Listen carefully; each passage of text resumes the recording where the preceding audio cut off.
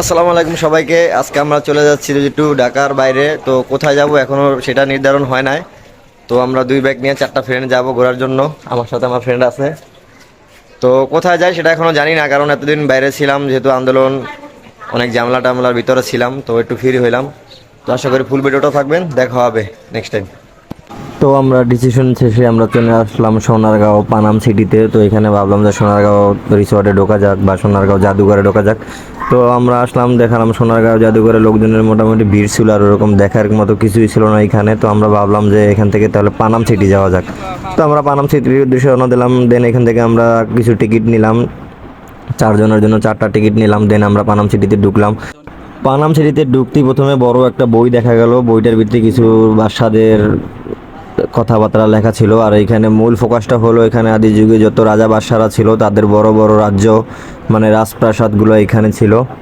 মানে পুরো একটা এরিয়াতে যত পুরনো যত বিল্ডিং আছে, মানে যত বড় বড় রাজপ্রাসাদগুলো আছে সবগুলো এখানে ছিল। মানে পুরো একটা শহর বলা যায়।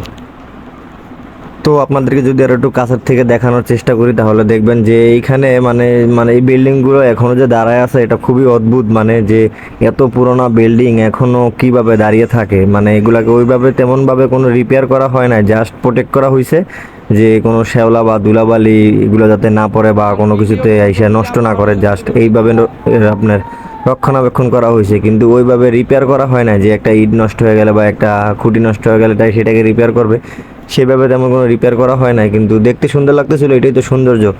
পুরোনো বিল্ডিং মানে যদি সৌন্দর্য যদি না থাকে বা পুরোনো যে ঐতিহ্য সেটা যদি ধরে রাখতে না পারে তাহলে তো দর্শনার্থীদের ভিড় হবে না, এটাই তো স্বাভাবিক।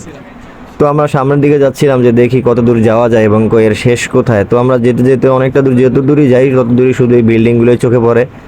এক এক রাজাদের এক একটা ধরনের বাসভবন ছিল এগুলো। তারা এখানে বসে দেশের বিভিন্ন ধরনের রাজ্য পরিচালনা করত এবং শাসন করত ব্রিটিশরা। সম্ভবত ভাবা যায় যেগুলোতে ব্রিটিশরাই বসবাস করত। যেহেতু আদি যুগের বিল্ডিং, তো বিল্ডিংগুলো মূলত ছিল একতলা এবং দোতলা, এবং বেশ কিছু বিল্ডিং ছিল দোতলা, তিনতলা খুব কমই ছিল, কারণ তখন ওই যুগে তিনতলার সিস্টেম ছিল না। দোতলাটা ছিল একদম তিনতলার সমতুল্য উঁচু। তো এখানে আমরা সবাই কিছু ঘোরাফেরা করলাম, কিছু ফটো তুললাম। দেন আবার আমরা একটু সামনের দিকে হাঁটলাম যে তাহলে আরও কিছু দূর যাওয়া যাক, দেখি কত দূর পর্যন্ত সীমানা। তো আমরা যেতে যেতে একদম শেষ সীমানায় গেলাম। দেন ওইখানে আমার একটা মন্দির দেখতে পেলাম হিন্দুদের। ওইখানে হিন্দুদের মন্দিরটায় মূর্তিও ছিল একটা। তো এটা দেখে বোঝা যায় যে এখানে মনে হয় মেবি হিন্দুরাও বসবাস করতো, যেহেতু মন্দির ছিল। আবার এখানে একটা পুষ্কুনি ছিল, গাটলা দেওয়া। পুষ্কুনিটা দেখতে খুবই সুন্দর ছিল। আমি একটু বসে পোস্ট নিতেছিলাম যে দেখা যাক যে পরিবেশটা, ওয়েদারটা আর আশেপাশের ওয়েদার পরিবেশ খুবই সুন্দর ছিল এবং ঘাসগুলো খুব সুন্দর ছিল।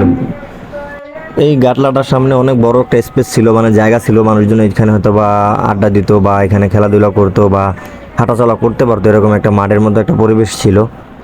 আর এইখানটাতে মূলত যে বিল্ডিংগুলো ছিল এগুলো ছোট ছোট ছিল সামনে, এবং সামনে একটা ছিল দোতলা। এটা অনেক পুরোনো বিল্ডিং ছিল এবং এর দরজাগুলো এখনও, রডগুলো এখনও মানে খুবই ভালো আছে দেখতে। তো আমরা একটু সামনের দিকে আগানোর চেষ্টা করি। কিছু দূর আগাইতে আগাইতে আমরা আরও একটা কিছু পুরোনো বিল্ডিং দেখতে পেলাম, যে এটা খুবই অদ্ভুত, মানে একদমই আদি যুগের বিল্ডিং। এবং বোঝা যায় যে ওইটা অন্যরকম একটা। তো আমরা একটা বিড়ালকে দেখতে পাই, ও শান্তিতে ঘুমাচ্ছিল এখানে। তো ওকে আমরা কিছুক্ষণ ডিস্টার্ব করার চেষ্টা করলাম, দেখি ওর ঘুমই ভাঙে না, ও মনে হয় একদম নেশা করে ঘুমাইতেছিল। দেন আমরা ওর থেকে আবার সামনের দিকে চলে যাই যে দেখি আর একটু কত দূর যাওয়া যায়। হাঁটতে হাঁটতে হাঁটতে হাঁটতে মানে পুরোটা জায়গাটা জুড়েই এটা একটা শহরের মতো মনে হয়, যে ছোট একটা শহর আদি যুগের, যে এখানে সব পুরোনো বিল্ডিংগুলো এখানে দাঁড়ায় আছে। ব্রিটিশদের যে ব্রিটিশরা যে বিল্ডিংগুলো মানে তৈরি করছে বা তারা যে রাজপ্রাসাদগুলো তারা নিজেরা তৈরি করে বসবাস করতো সেগুলোই এখানে দাঁড়িয়ে আছে। যত দূরে চোখ যায় শুধু এগুলোই দেখা যায় এদিকে। তো আমরা একদম শেষ সীমানায় চলে আসলাম। আস্তে আস্তে এখানে আর কোনো বিল্ডিং নাই, শেষ সীমানায় কিছু গাছপালা ছিল, কিছু ফলস গাছ ছিল এবং লাস্টে একটা দোকান ছিল। তো আমরা আবার সামনের দিকে চলে আসি যে তাহলে এখানে মানে দেখার মতো তেমন কিছু নেই, অলরেডি সব কিছু দেখা শেষ। তো এখন বের হবার পালা। তো অবশ্যই যারা আসবেন, এটা হলো সোনারগাঁ জাদুঘর থেকে একটু সামনে, 5 মিনিট লাগে অটোতে আসলে পানাম সিটি।